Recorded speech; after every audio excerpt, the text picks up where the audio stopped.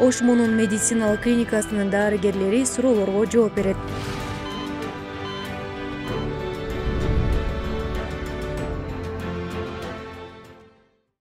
Бүгүн сиздерге бел чуркусу же грыжа межпозвонкового диска айтып түшүндүрүп бермекчибиз.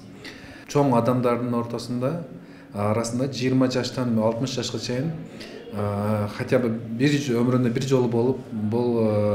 жолу болсо деле бели ооруган адамдар 80-85% түзөт. Алардын ичинен именно көпчүлүгү бел ооруса, менде сразу эле грыжа бар деп ойлошот. Бирок алардын бели ооругандардын ичинен 10-15% гана именно грыжага туура келет. Калган учурларда башка оорулардын эсебинен болот. Азыркы учурга чейин грыжа мына себептен пайда болот деген четкий бир этиологиясы себеби жок. Буларга алып келүүчү бир риск факторлор бар.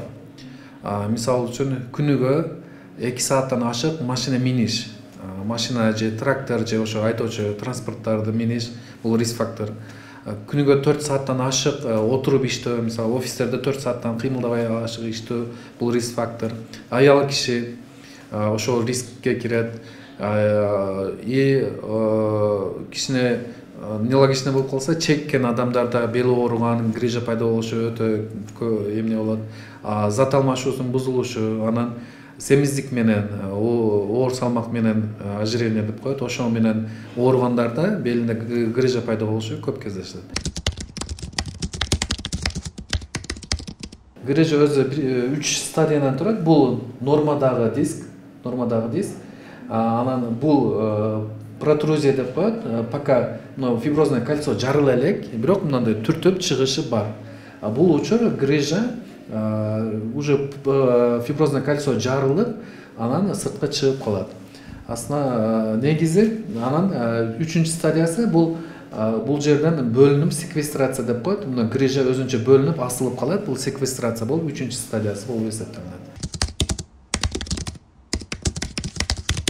Бул основной көбүнчө упражнение менен, машык менен, йога менен, сүзүш менен машыгып белдин мышцаларын, мышечный корсет деп коет, белдин мышцаларын, булчуңдарын чыныктыруу керек.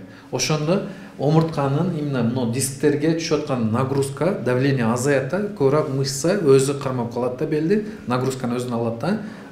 Бул межпозвонковый дискке түшүп аткан нагрузка азаят да, грыжанын түртүлүп чыгуусу азаят. Бул негизги алдын алуу болуп эсептелинет.